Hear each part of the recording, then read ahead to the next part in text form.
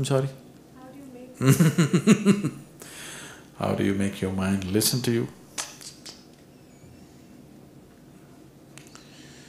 Mind need not listen to you. What you call as my mind is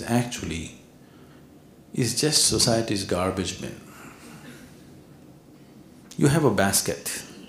Wherever you go, whatever is happening around, it just gathers and gathers and gathers and gathers. That's your mind, isn't it? What kind of mind you have right now, if you look at it carefully, you will see it is very much the kind of mind which is known a certain type of exposure. If you were born in a remote part of Africa, you would be thinking and feeling differently, isn't it so?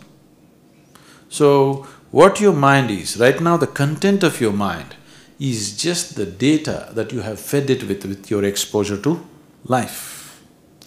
It is just that most of it went in unconsciously, a little bit of it consciously, but most of it went into you unconsciously.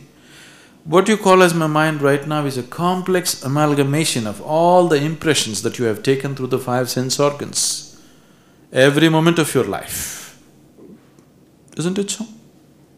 Everything that you see, everything that you hear, everything that you smell, taste and touch is going into your mind and becoming a certain kind of content. Depending upon what type of input went in, accordingly you are developing certain tendencies in your mind. So a certain tendency, a certain bend that it takes, you are considering it as my personality. It is just a complex mess of things which were gathered unconsciously. It could have also been gathered consciously, but right now it has been gathered unconsciously. So mind need not listen to you. Mind is just a bank of information. If you were conscious, you would use it to the extent that it is necessary. You would use it to your benefit. If you're unconscious, you're using it to your detriment.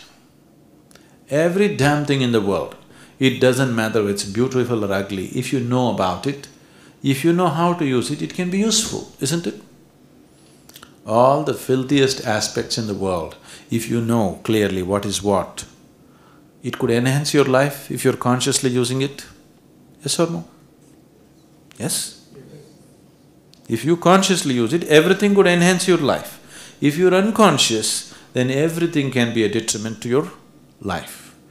So, you don't listen to your mind, or I'm sorry, you want your mind to listen to you. Your mind is like a tape recorder which has just recorded everything. It was kept on, whether you were awake or asleep. This tape recorder was constantly kept on and it just recorded and recorded and recorded. It is always listening to you. Not only listening, very faithfully recording everything. Now the problem is, it is also playing what it has recorded without your permission. It's also simply playing whatever you recorded, whether you like it or you don't like it. At the wrong time, it is playing the wrong music. That is the thing. Now, this is like… Can we try an experiment? Please, how many of you could hold your right hand like this? Just try this and see. Oh, that's good. Can you do this? That's great. Can you do that? Oh, that's wonderful, thank you. So you have this much control over your body. You want your hand here, it goes there. Here, it goes there. Here, it goes there. Please try this with your mind. You want to put your mind here, it goes there. You want to put it there, it goes somewhere else. You want to put it there, God knows where. Now, with this kind of mind, where are you trying to go anyway? If you've gotten somewhere in your life, it must be an accident, isn't it? See, you got into your car, you want to go here, it goes there. Is it safe? Is it safe to be in this automobile? If it is going where you want it to go, only then it's worth getting into this vehicle, isn't it? You want to go here, it goes somewhere else. This is a dangerous vehicle. Please see, you're traveling such a dangerous vehicle. Your automobile, you'll get into it for a few hours a day. It is through the vehicle of your mind you're traveling the whole of your life, isn't it? And you're using an out-of-control vehicle and expecting to reach somewhere. It's not going to work. So if… suppose you're driving your car and it went out of control, what is the first thing you would like to do with it?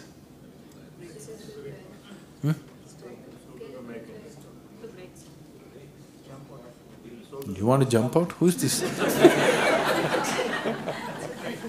It's not an airplane. Huh? It doesn't matter how. Your only thing is you want to somehow stop it. When it goes out of control, the only thing you want to do is, you want to stop it. Right now, that's exactly what you need to do with your mind. If you can consciously still your mind, even for a few moments in a day, suddenly you will find this mind will become a miracle. This mind is a miracle. Right now, being used in a disastrous way, this could have produced ecstasy for you. This could have been a ladder to the divine. But right now, this has become the source of misery. All the human misery that man is going through in this world, where is it manufactured? Chennai? Where is it where is the manufacturing unit?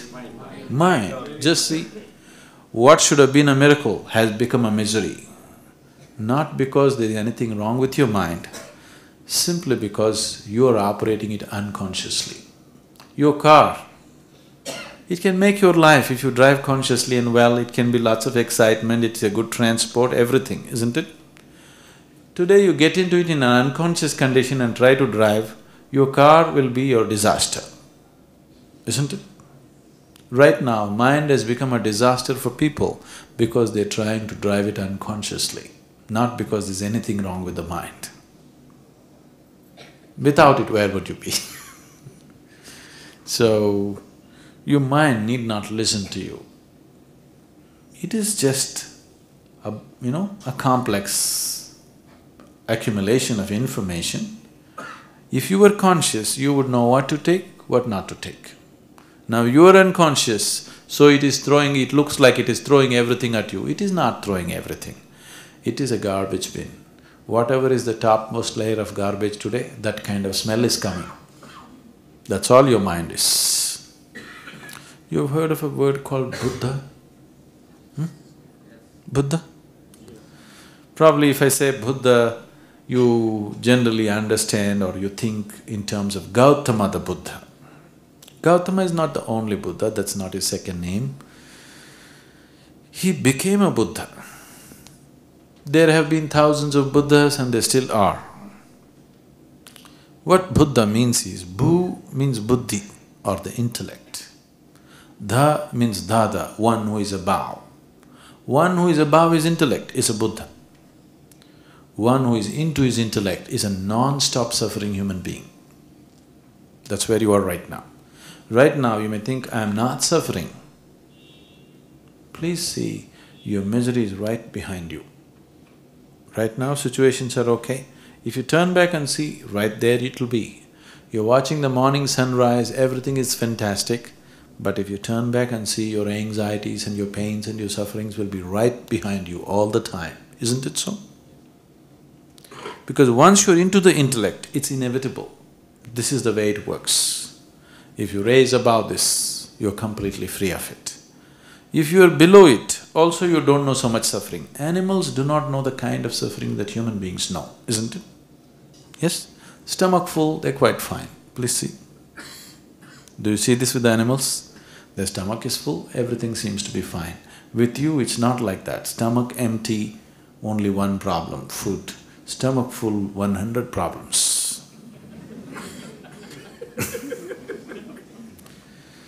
Because your problem is not coming from the outside, your problem is coming from the inside, endlessly it's being manufactured.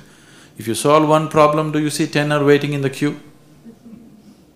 Because it is not by solving problems you will get there. There's only one problem, that's you.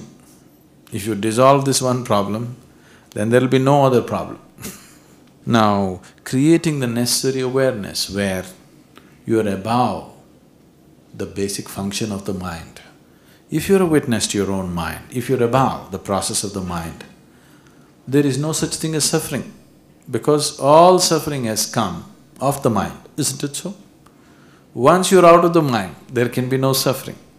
I know if somebody tells you you're out of the mind, out of your mind, you will get insulted. Don't.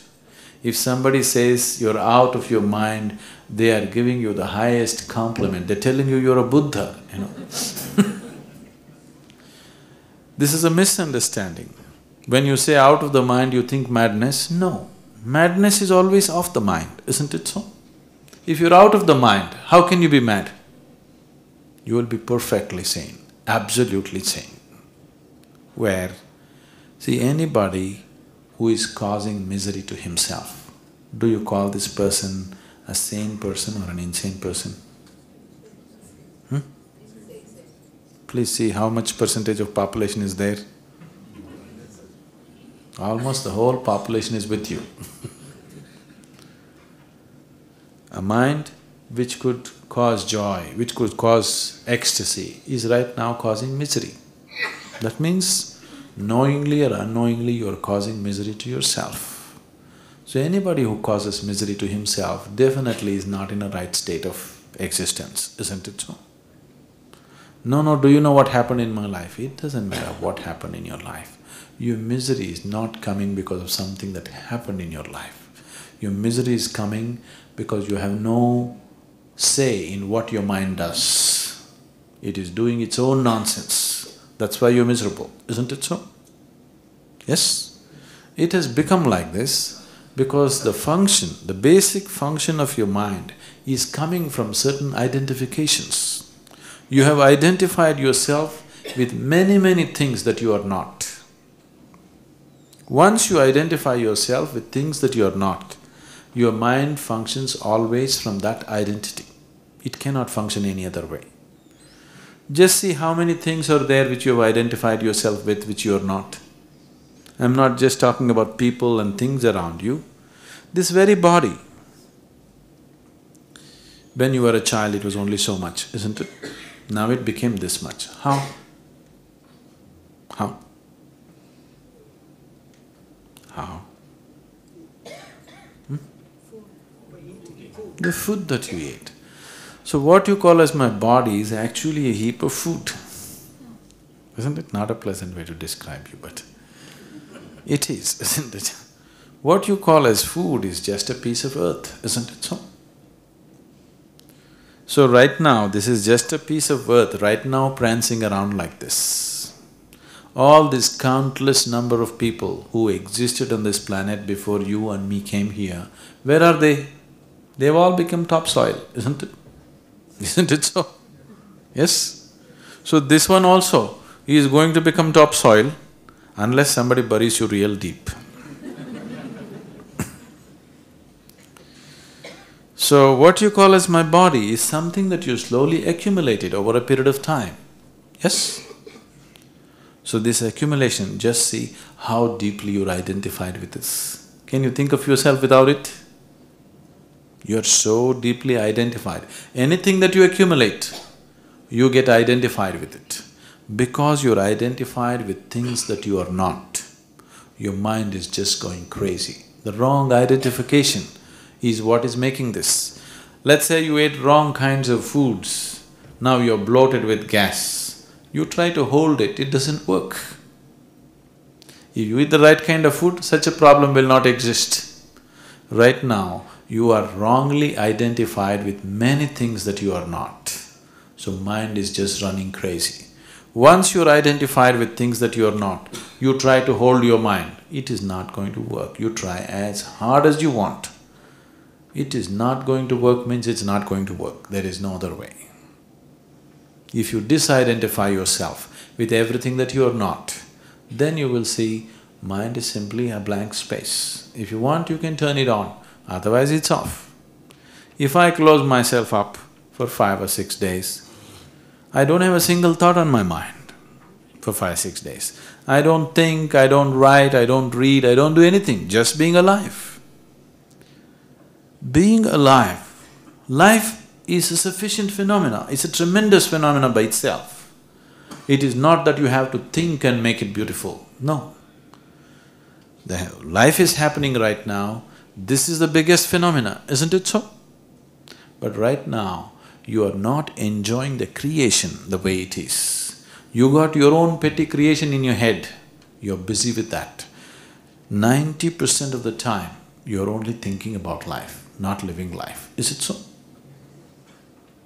Yes? And what nonsense can you think about life? Life can only be experienced, isn't it? What you think is all coming from the data that you have already gathered. Is it so?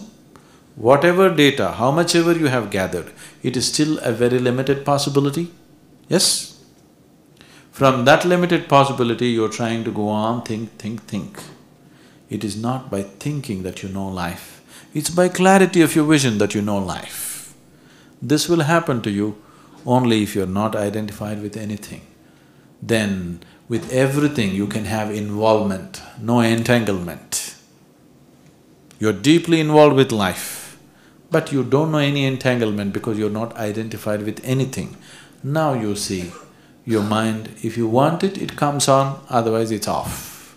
That's how it should be, isn't it? If your body, you're sitting here right now, if your body starts doing its own things without your permission, your body starts jumping like this, would you be very ridiculous?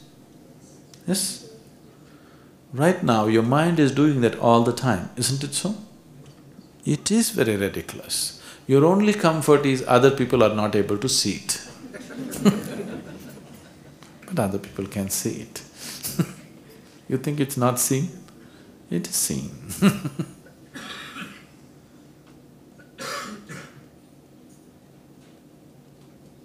Your mind… See, people are using this mind in different capacities, in different possibilities. Different people are using it in different ways. It once happened like this.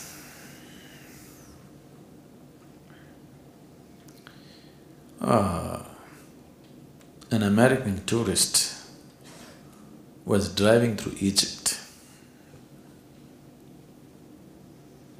and his car broke down in a remote place. He thought he's lost. Then a villager was coming on a bullock cart. So, sign language, he requested.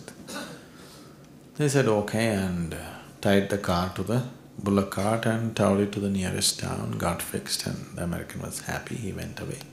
He wanted to somehow reward the villager who helped him out of the, in a difficult situation. So he decided to give him a gift, and the gift was an airplane. He bought a small airplane and delivered it to the village. The villager looked at the airplane up and down and saw, okay, he's given me a high-tech bullock cart. And he yoked his bulls to the airplane, sat in the airplane, and the bulls, drawing the airplane around, and he was happy. And people were all looking up to him, he's got such a wonderful bullock cart. One day suddenly, by accident, he touched the starter button and the engine roared. Then he thought, oh, the American has sent me a different shaped car than the one that he was driving. So now the villagers started driving it around in the village and everywhere. People were amazed that this guy's got a car. And one day, just by chance, he did this with the joystick and it flew. Then he's got an airplane. Your mind is like this, it can be used on many different levels. It can be used in such a peak that it can become the source of your, a great ecstasy within you. Or you can use it to do mundane things, or you can use it to create misery for yourself. It's up to you. How would you use anything, whether for your well-being or for your detriment, just depends on how conscious you are at that moment, isn't it? Yes? If you are consciously living your life, Would you cause misery to yourself? Never, isn't it? You're existing unconsciously. Large parts of you are still unconscious. So misery is possible. Because misery is possible, you're asking this question, when will my mind listen to me? Your mind should tell you things that you could not imagine, isn't it? Why should it listen to you? Because it is causing misery right now, it has become burdensome. The question comes up. Because still large parts of you are unconscious, that's why the problem. Not because of the mind, not because of the body, because we are handling it and driving them unconsciously. When you're driving something unconsciously, everything is a problem in your life, isn't it? Two parts of my question, Guruji. The first is, how does one make your inner engineering into a way of life for us adults? That's the first part. The second part is, I don't agree with you when you say that children are happy, small children. I don't agree with that because I have two small children. They're very happy at home. But when they go to school, kindergarten today is a war zone. They have to be equipped to fight a battle every day. And in this concept, in engineering, I really don't know how does one go about it when you have to apply it to your children.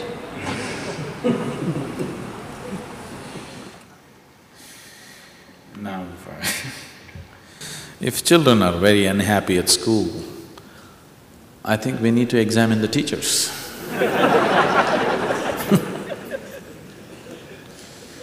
Because it's a natural human trait. It's a natural human trait that when you get to know something that you did not know, it brings much joy to you. Is it so? Yes? Learning is a natural human trait that when you learn something that you did not know, it should make you joyful. If learning is making people miserable, then we have not understood what learning is. Unfortunately, you are not sending your children to school because you want them to know, you want them to learn, you want them to earn. That's why you're sending them to school. It's an unfortunate way to handle education. That's not education. You want them enslaved, so the teachers are doing the job for you. You want them enslaved to what you call as economic well-being, so the teachers are just doing the job for you. You are not sending your children to school because you want them to develop a thirst for knowing, irrespective of whether it's going to make money or not make money, isn't it? So you better change your attitudes about education. We are coming up with a school where the whole whole focus of education is not going to be about suppressive information, but about kindling the thirst for knowledge. If the thirst for knowledge is kindled in the child, you can't stop him from learning. You cannot stop him from learning, he's going to learn anyway. But instead of kindling that, you're suppressing it, beating it down with your idea of what is education, because your idea of education is social status and money. It's a wrong way to approach education altogether. So, children, slowly, these joyful bursting pieces of life slowly become sad like this because you're just misorienting them completely. With the kind of compulsions that you have built within yourself, you're trying to put the same compulsions upon the children, which is not necessary.